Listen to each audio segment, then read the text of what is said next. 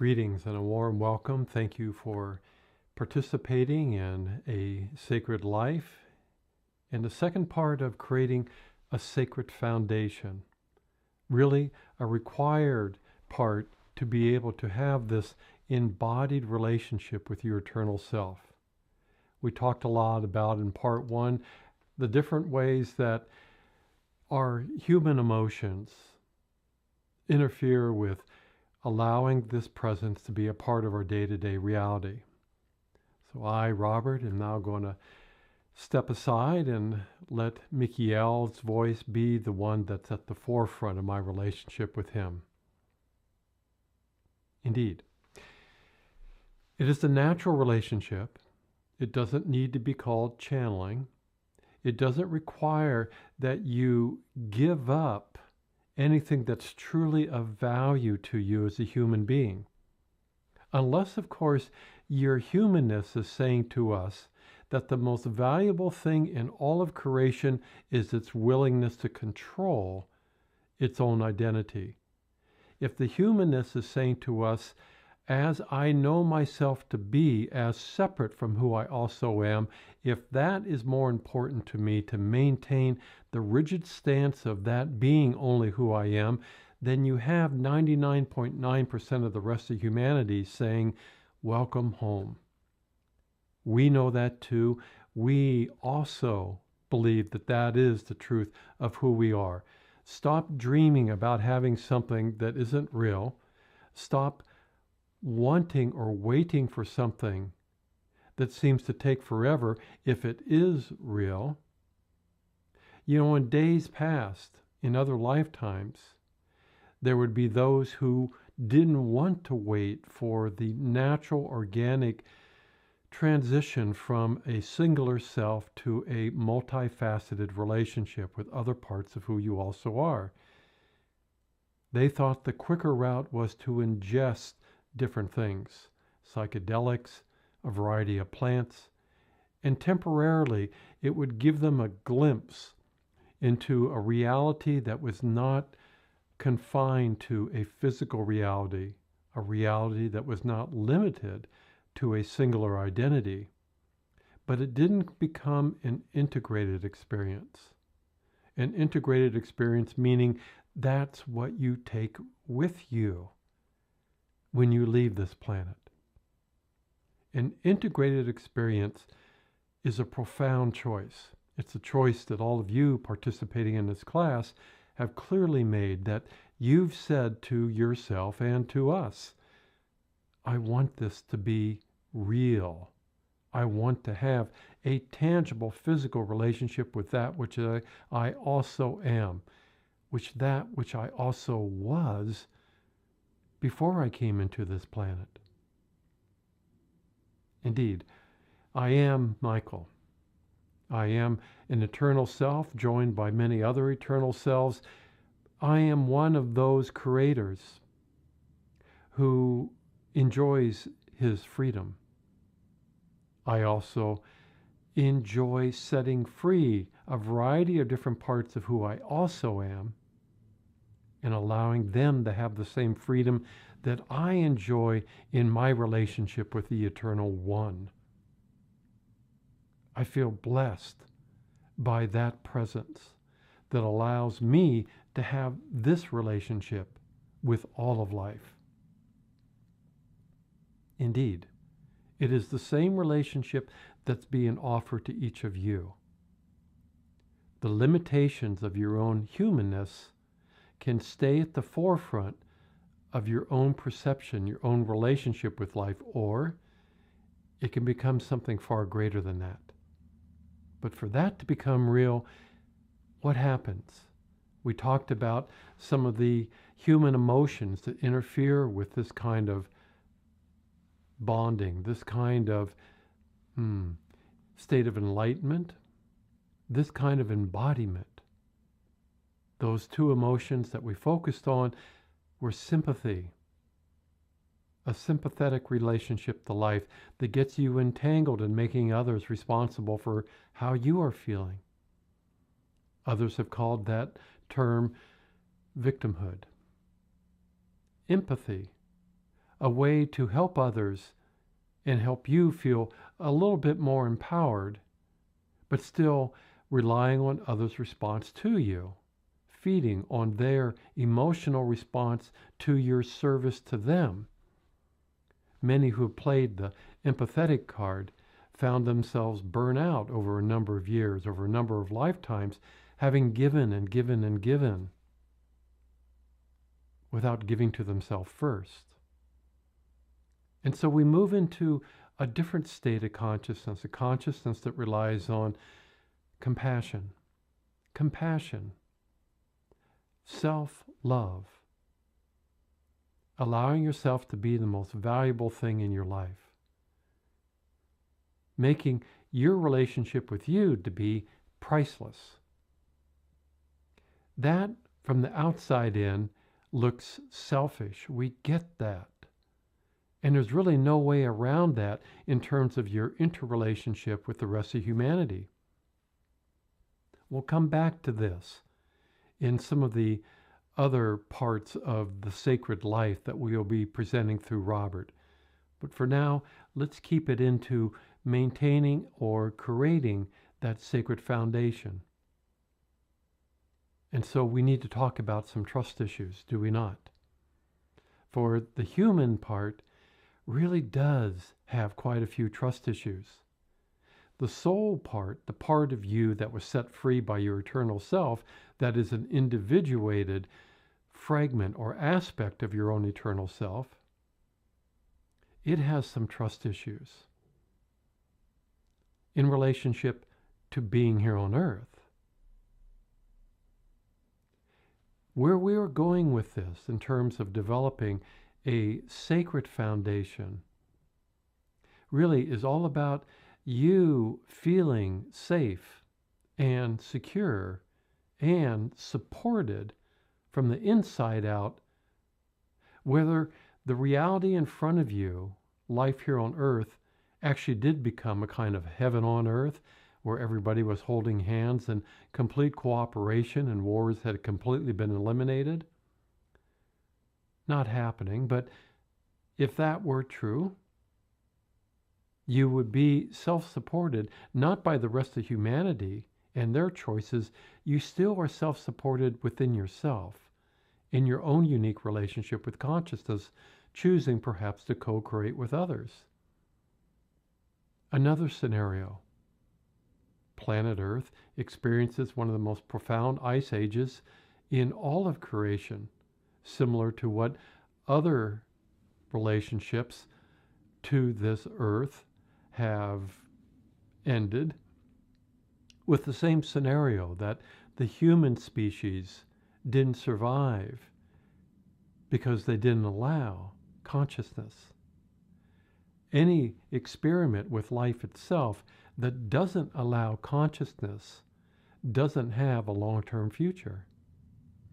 We've pointed that out several times in a variety of ways, but as it relates to a self-support system that you can rely on and depend on, even in that worst case scenario, you still are relying on consciousness to support you. And in that scenario, consciousness removes you from this planet without you having to get on a spaceship, without you having to relocate to planet Mars. So this sacred foundation gives you exactly what you haven't had in any of your human experiences, in any lifetime. Trust in yourself. The trust in others, well, that needs to be earned, does it not, by your human family? And until they choose to allow consciousness to also be in their experience, then they haven't earned your trust. They aren't trustworthy, for they haven't valued the sacredness of life, which is the presence of consciousness.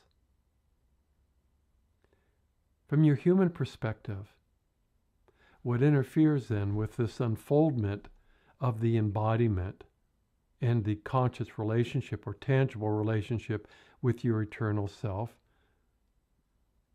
are a variety of trust issues that tend to begin with your physical body. You've noticed in your awakening process and in the process you're in right now of allowing more and more light into your body, the light of consciousness, that the body itself goes through its own adjustment.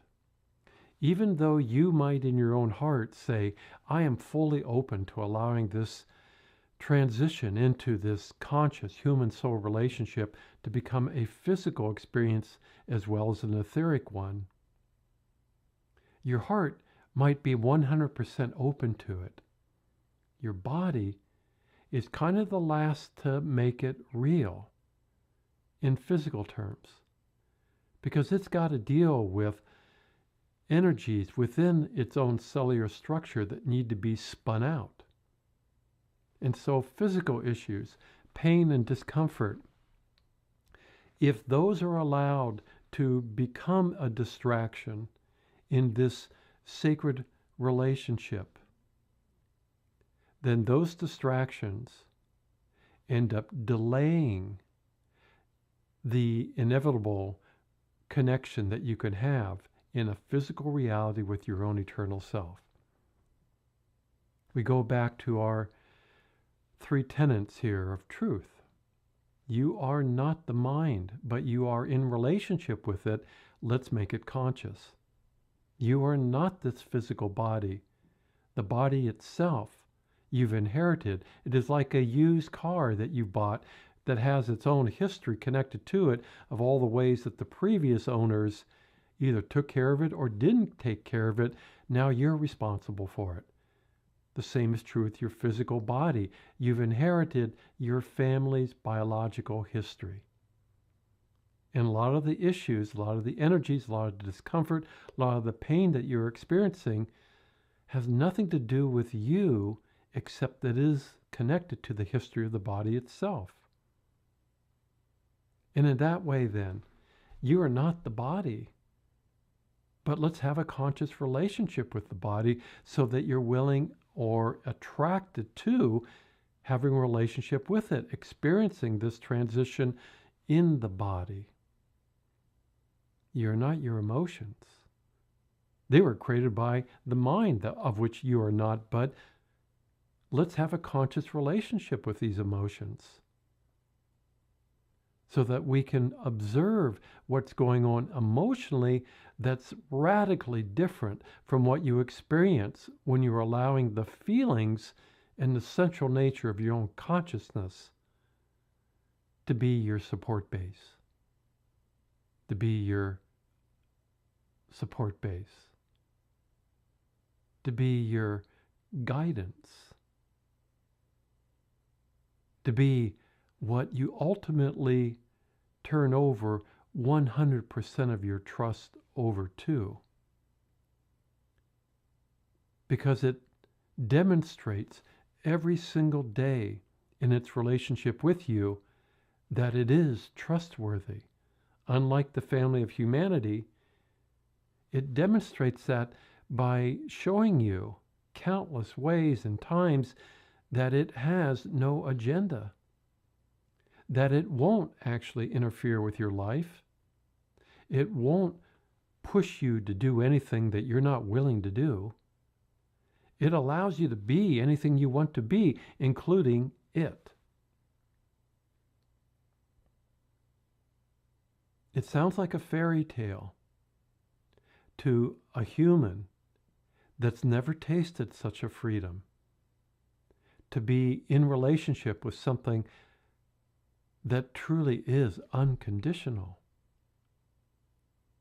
And so the trust issues, as they begin and relate to the physical body, can be that distracting. Because who wants to feel discomfort? Who wants to be in pain? That discomfort and that pain, if you are relying on the mind to discern for you whether that's a good choice or not, to continue doing what you're doing, then it's going to trigger the doubt. And the doubt will trigger the worries, the concerns, the regrets. And you find yourself spinning downwards and getting lost in a quagmire of these emotions that keep you feeling stuck, where you begin to lose faith, you begin to lose trust, you begin to lose you. And so in relationship with trust, as it relates to your physical body, can we step back and simply say, what's going on with my physical body from a very respectful and compassionate place? Oh, it's none of my business. Why am I making it my business? I get that, like a used car, there's a lot of things here with the physical body that others didn't take care of in other lifetimes. But it's not my problem to try to fix it. It's my joy not to feel responsible from my human perspective of trying to fix it, but simply to allow more and more of my own consciousness to integrate into every cell of this physical body and allow the physical body and my consciousness to work it out between them. Because your own physical body has its own state of consciousness. And without this interference coming from the mind that created the emotions, things actually go along fairly smoothly. Not in a blink of an eye. Oh, I wish this pain would go away, you would say many times. Not in a blink of an eye, but much quicker and much easier than it would have happened when you are reacting to the discomfort from the mind's perspective that triggers the emotions that just make it even more difficult for the body to recognize who's calling the shots here. You see, the trust issues aren't just yours. They also reside in your body. The body is waiting for you, soul, to sit in the captain's chair of this life that you have in relationship with this vessel you're calling a body. It's waiting for you to really take ownership, to take responsibility of this life in this body. By having a conscious relationship with the other parts of who you are not, but you are having a relationship with, the mind and your emotions. The body has within it inherent parts to it that are capable and already set up to respond to a sacred life, to respond to the presence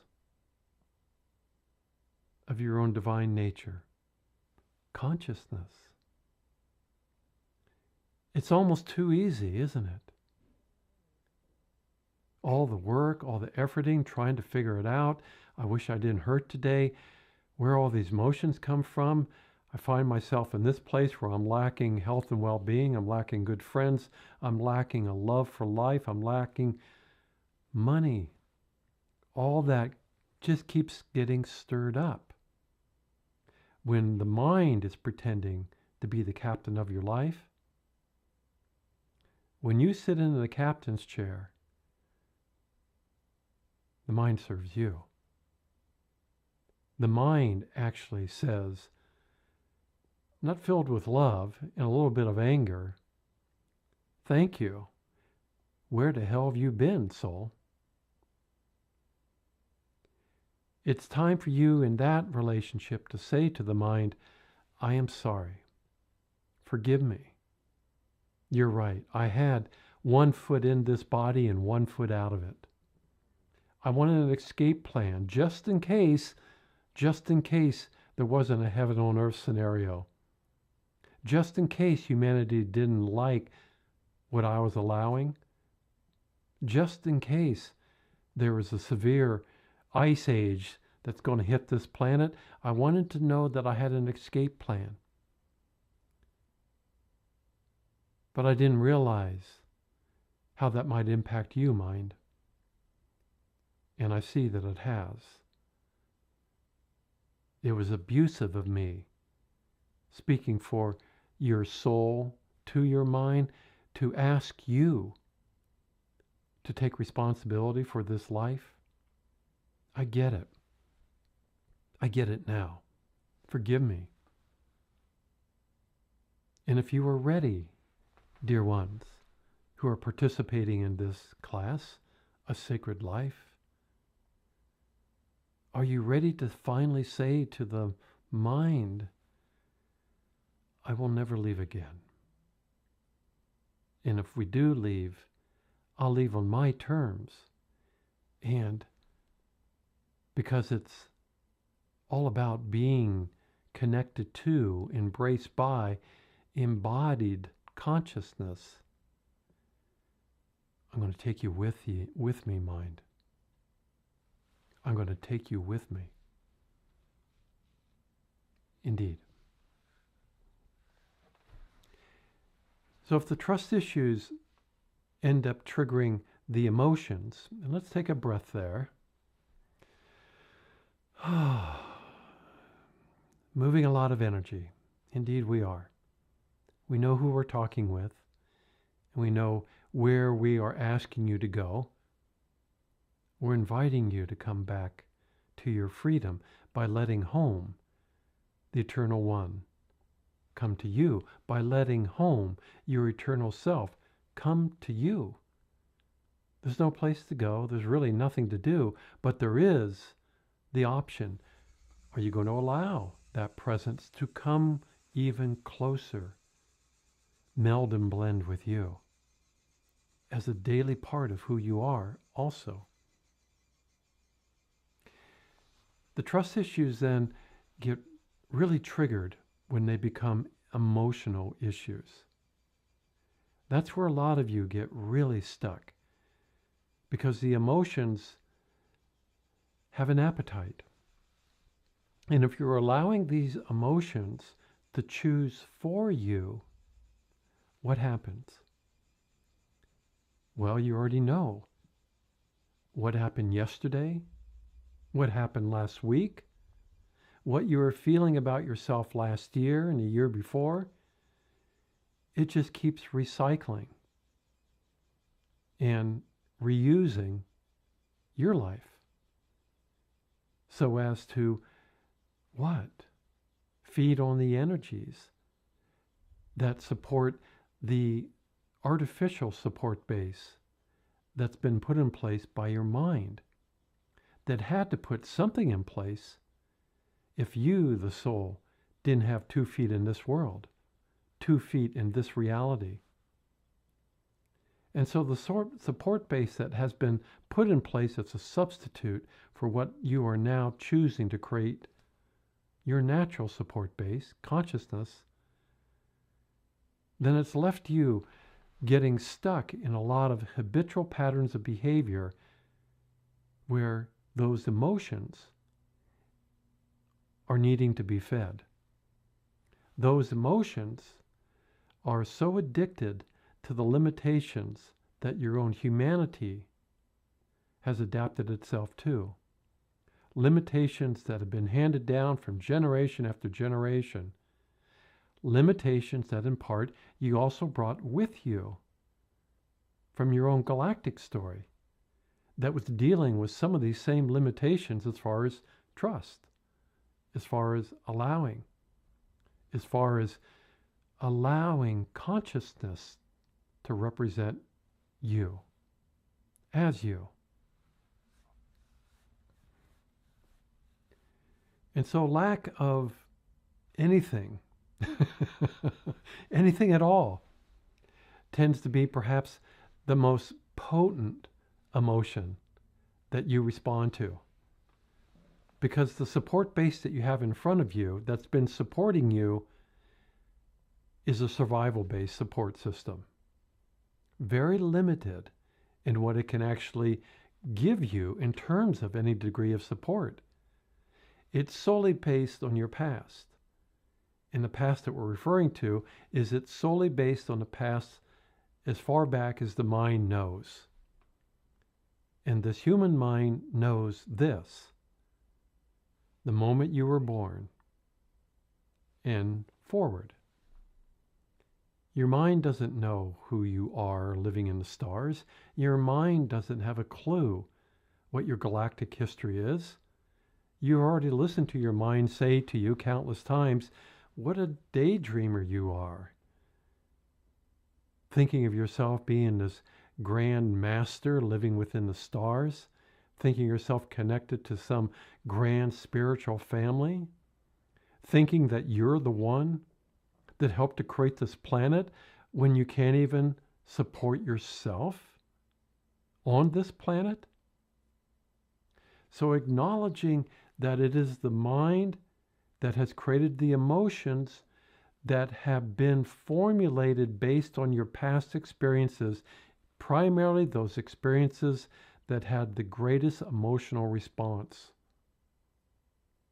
that developed the beliefs that have helped to define who you think you are. So this artificial support base, created by the mind as a substitute for a sacred foundation, knows lack like a really close friend. And so its response to anything that you lack is to try to figure out a way to make it a little bit better. But at its disposal is a limited number of tools that it can use to help create a little bit better than what you are now. And the only way it can create a little bit better is by pushing against life. Because the mind is stuck inside the consciousness of this human family, that's stuck inside a consciousness of a polarized dualistic system of reality that is a reflection of a stuck energy that is also galactic in nature, where opposites of one another cannot come together. There is no trust. There is no allowance. There is but battle. There is but pushing one and another. It is this very relationship to opposites, whether you define that as being male and female, the mother and father of creation, and that's a grand story that we will get to, whether it be about light and dark, how you've related to your own fears. So much of what you're doing here, if not all of what you're doing here, is a continuation of what didn't get resolved in the stars. And that's why we say it again. This earth is the pinnacle of all of creation. And others like this planet that are being created as an alternate to this earth, to give you the opportunity to continue taking ownership of the gift that was handed down long ago, to allow you to be the conscious creator of your own experience with consciousness being your sacred support system. And so as long as the reliance is limited to the limitations of the mind and the worn out patterns of emotions, then what you're hoping to get better at, what you're hoping to improve, is a long and slow process. Some people, or we should say the majority of humanity, spend their entire life making incremental improvements, slight adjustments to where they were in their own childhood, to what they end up becoming. Some break free of poverty-stricken childhoods and discover a wealth then that allows them to continue feeling being an improved version of their own humanness, because it's still stuck within the control of the mind, with the mind continuing to play games with working with money as a tool in a polarized dualistic system of reality, where it's not in cooperation or partnership with other businesses or others who have money. It's in competition. It gets seduced by the emotion of power.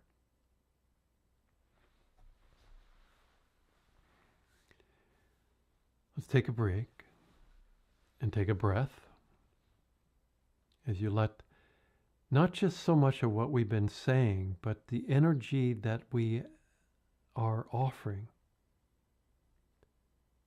with the consciousness that we already are.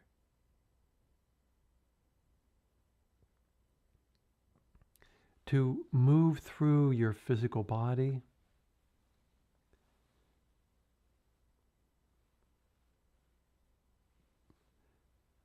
take a moment to just breathe with these energies. Intense as they are, we get it. We understand. We came here to be of service to you, because if you can tolerate the intensity of what you've had to tolerate here on earth, when it's repeating what has been stuck within all of creation in a very slow motion movie, if you can tolerate that, then becoming enlightened,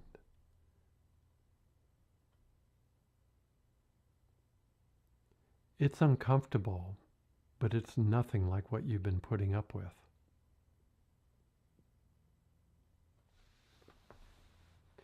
So in this new relationship where you say to your own consciousness, I want you to be my support system. I'm going to trust this presence. In this relationship, blind faith isn't required. In fact, it's not necessary. Experience. Your allowance creates the experience. Your allowance will create the experience. And the experience builds trust. When you experience a tangible relationship with your own eternal self, with consciousness, and allow it to be in motion in your life, co-creating with you, the mind does not have the freedom to ignore that. The mind must acknowledge, if it's tangible, if it becomes physical, whatever experience comes into your life. Now, initially, it might label some of the experiences that you have with your own consciousness as being magical, as being surreal, as being otherworldly, as being, and here's the greatest insult, just your lucky day. Just happened to be your lucky day that this happened to you. So it takes the mind a while, but once it starts to see a repetition and an ongoing degree of how life now ends up supporting you from a sacred foundation that doesn't rely on the limitations of the mind, it doesn't rely on your human emotions, and it doesn't require that your physical body be healthy. It doesn't require that your physical body first become healthy. The mind must acknowledge that, put it in its library of experiences as a tangible example of which then it must adopt its own belief to what just occurred. It will be limited initially, but as you continue to allow more and more experiences of you having a conscious relationship with consciousness, the mind gets on board. The mind begins to trust this new support system. On your part, as a soul, what's asked of you? A willingness to not only be connected to your divine essence, your sacred self, your eternal self, a willingness not to be distracted so that you stay connected. Enlightenment then really is a conscious choice not to sever your relationship with your eternal self, not to let whatever emotions or whatever agenda your mind has, because those emotions and that mind are only doing what they know. Asking the mind and your emotions to become enlightened is insanity. Not going to happen. Inviting the mind and your emotions to be a part of what initially makes your mind and emotions feel insane, even though our argument would be that they're already kind of that already.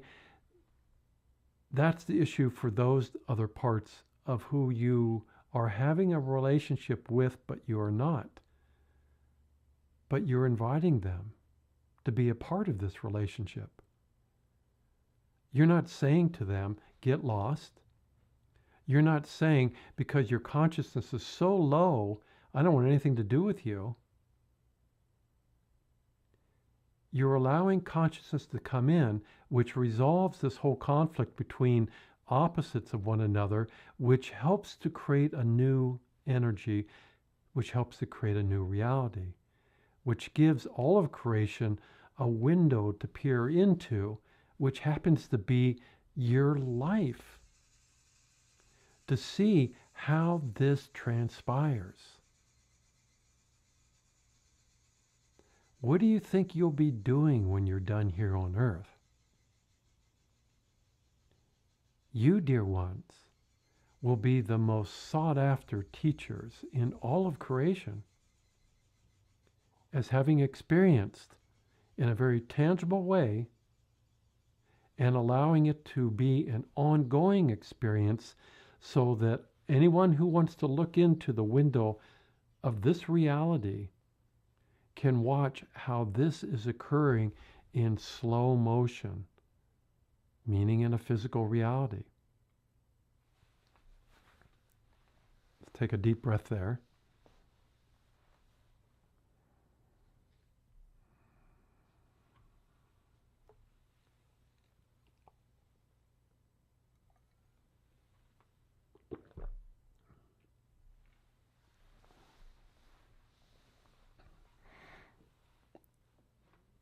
Instead of you having to deal with those emotions that have you feeling inadequate, undeserving, instead of you having to listen to these thoughts that are continually self-critical, you'll discover that your relationship with your eternal self doesn't involve any of those kind of interactions. It's always supportive, no matter what you choose. If you choose not to allow yourself to be supported by consciousness, by your eternal self, then you get to keep doing battle with life. But if you allow the presence of this part of who you also are to infuse itself into your soul, which infuses itself into the body, the mind, and your emotions, then your human spirit becomes a reflection for all of life to see, becomes a radiance for all of life to feel, that you discovered something new, that became activated, was initiated, because you were willing to see this relationship with your non-physical self as being priceless. We know you've had relationships with other people that have meant a lot to you. Perhaps they were parents, perhaps they were friends, co-workers. We know you've had relationships with other parts of who you also are inside of you. But when you allowed yourself to feel how self-love changes everything, heals anything,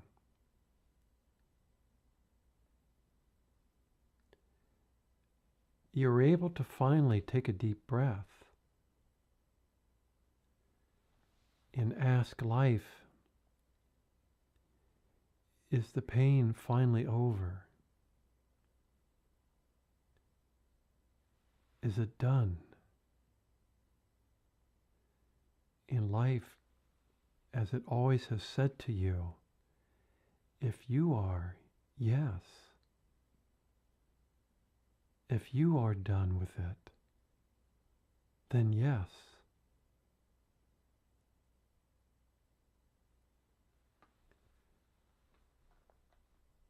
You come to that place, and you are going to come to that place if you choose to stay on this planet, despite what choices your human family makes, which will be awkward to watch, to witness, to observe. Because you know that without the presence of consciousness, no matter what they do, there's no long-term future there.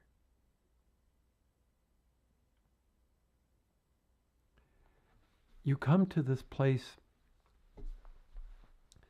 because you started to ask yourself, what do you value in your life more than anything else? You started to ask, what part does my soul play?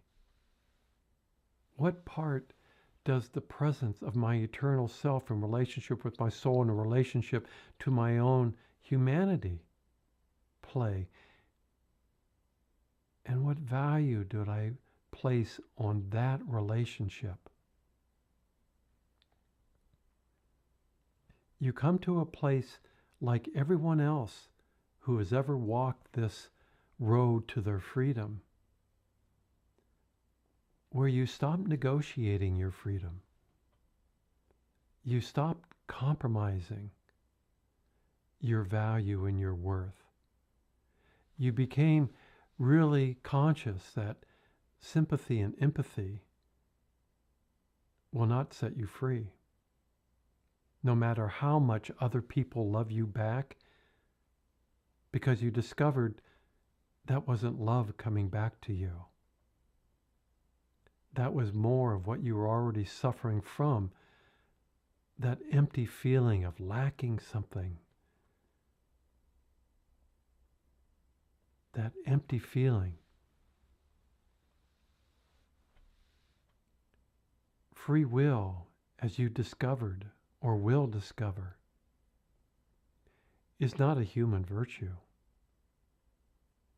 It is your divine birthright, which can only fully be experienced when you allow your divine birthright to also be with you.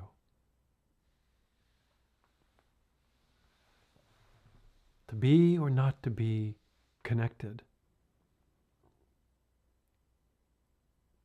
Watch how your human emotions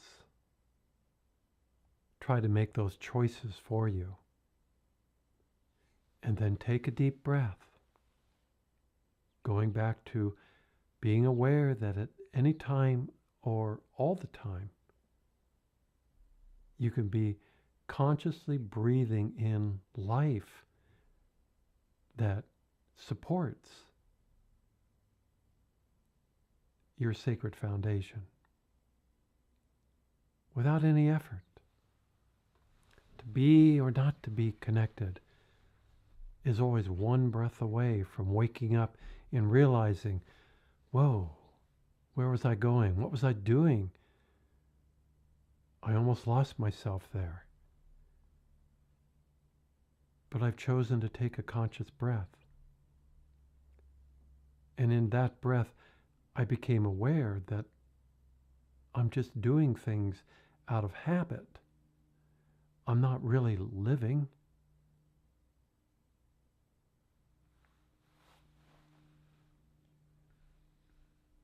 These addictions to your human emotions eventually end up transcending. Do they happen overnight? Of course not. If it was all about trying to get rid of something, if you could put a bullet to your human conditions and shoot it away, well, that's why people do shoot others, hoping they can just get rid of the reflection of what they see in others that they judge about within themselves. When you work with consciousness, it has nothing to do with quick fixes. There is a joy that has escaped the human mind that has everything to do with simply allowing what is to be what it is. And as that relates to your own personal experience, allowing you to be just as you are right now.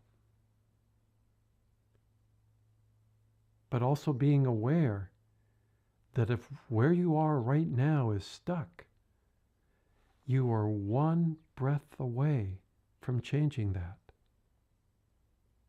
by choosing to reconnect with your sacred foundation, which supports itself with a presence of consciousness, your consciousness.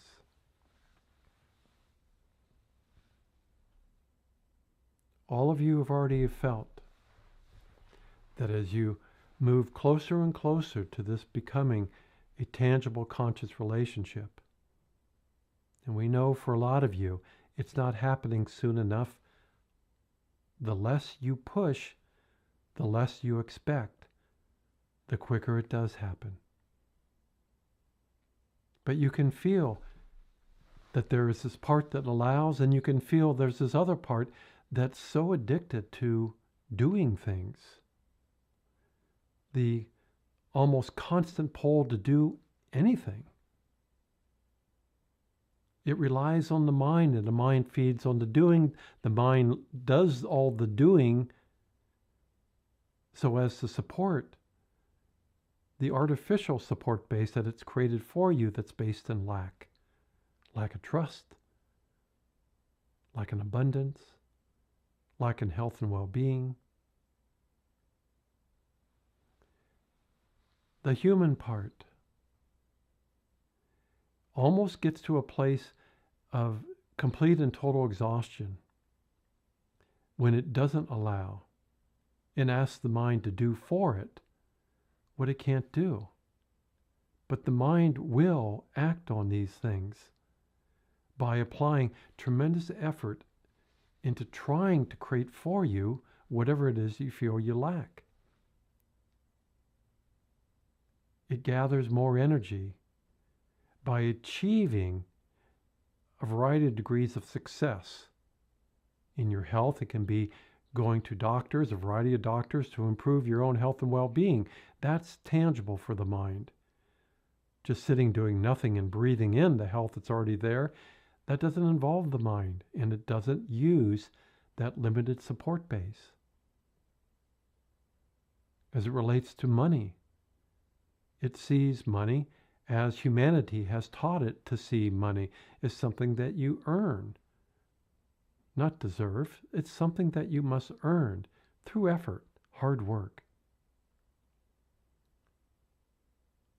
And so it develops a false sense of pride, a false sense of worth, and a false sense of power by trying to accumulate more money without using that sacred foundation for support. It will always be about hard work. Once again, as it relates to money, when things just drop into your lap, when you say you want something and don't know where the money's going to come from, but believe and feel how it feels when you believe wholeheartedly in consciousness itself, then don't be surprised if you find in your pocket exactly what you were looking for, with the mind scratching his head, wondering where the hell did that come from? Well, it didn't come from you, mind. It couldn't come from the artificial support base that you had created that was intended, well intended, to support this human being, but it no longer supports it.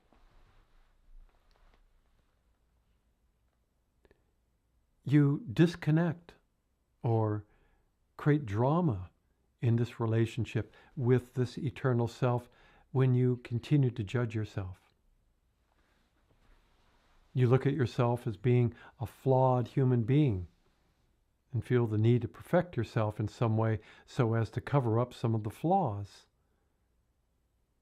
Many of the traditional spiritual teachings don't talk about acceptance or allowance. They talk a lot about judgment. They talk a lot about a condemning God. And this has left you feeling a little scarred. And in that, you don't trust, or for a while you didn't trust, that the God that was taught to be one that withholds support and guidance from you actually exists in consciousness. And it wasn't created by the mind. And so if your thoughts are creating your reality, then the driving force behind that reality, of course, is your emotions. And we've told you about the limitations of the mind in relationship with the emotions. Let's take a deep breath here.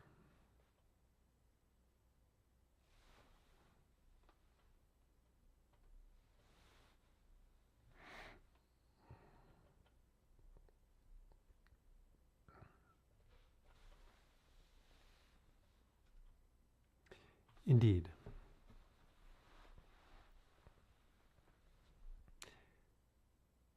So our question to you is the question that you have asked us. How will you be able to relate to your extended human family if the presence of your soul and your eternal self won't abide by or respect the social norms or most of the laws that are put in place by your human family? How does this make your human feel?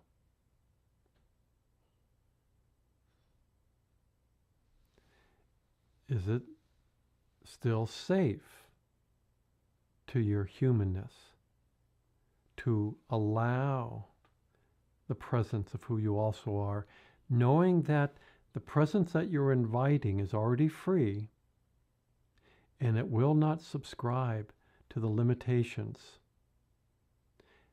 It's not coming here to be an anarchist. It is coming here to coexist with your human self, to coexist with the life that is on this planet. And if there is no way for there to be a relationship or connection with other human beings, your eternal self doesn't feel like it's being denied the joy of life as life is in this physical reality. It turns to nature and interacts with nature, blends and merges its consciousness with the consciousness of nature.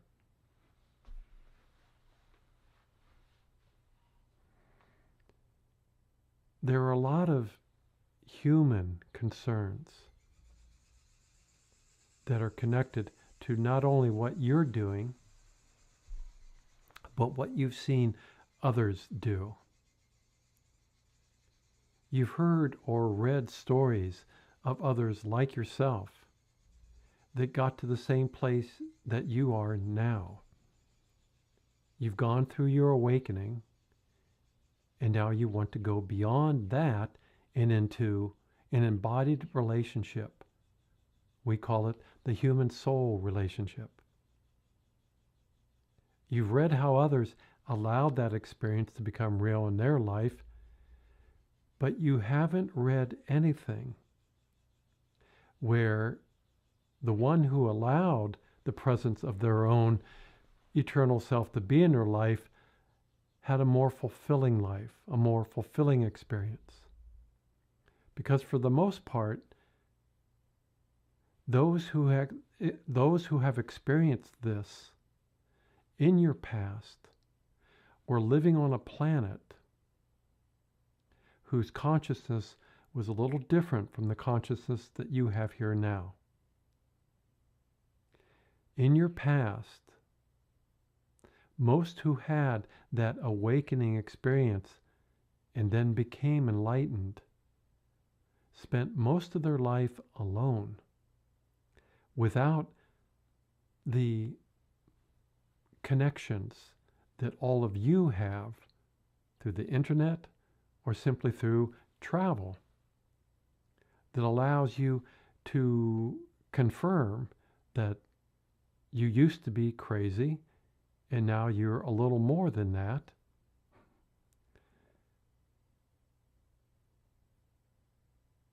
You see, they were left surrounded by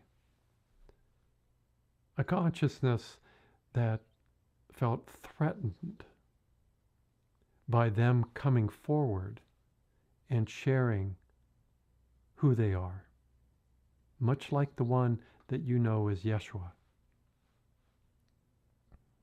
And so there is a part within all of you that's saying, thank you, Michael, for helping us to establish and create this sacred foundation.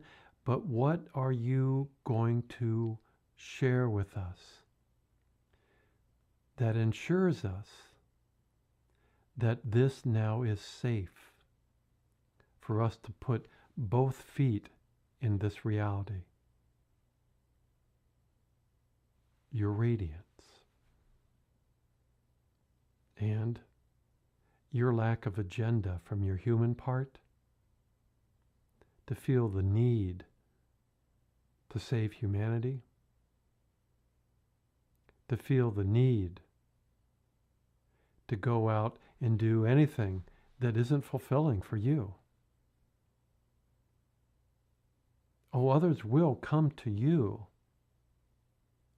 because your light will attract those who are asking within themselves, why am I feeling what I am feeling?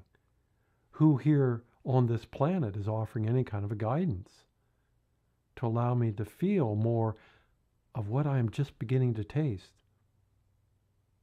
You will stay on this planet because there are others that are walking behind you, so to speak, that are incarnating at a later time,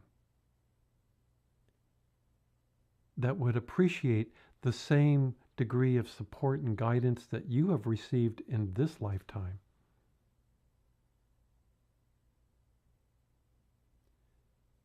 It's not known to us at this time, as we are presenting this recording in the year 2017, what the future of humanity will be like, and how many will come to this planet to experience what you have experienced. We will repeat our truth.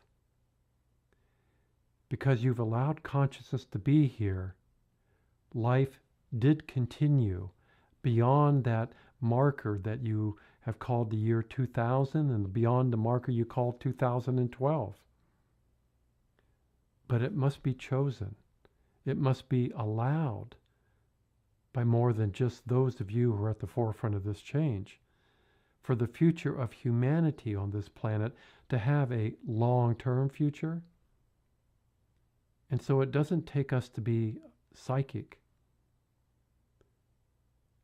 to make any kind of predictions. And so our work with you is more about how would it feel to you, knowing that you would be okay no matter what scenario humanity chooses, knowing that you always have the choice, any and each day you're on this planet, to choose to be here or not, the freedom to leave. Because as you invite consciousness and as you allow consciousness, you are also allowing your light body. And with that, you now have not just a mobile vessel that ends up being your new sanctuary, your new sacred and safe space, but the light body is interdimensional. It's not restricted like this carbon-based body to this time and space or this one dimension. We thank you for participating in part one of what it is, a sacred life, your life, a life that will continue to support itself, not because you try to do it, but because you allow the support to come to you. And the support that you're allowing to come to you, it creates with you your new support base. All my blessings, dear ones.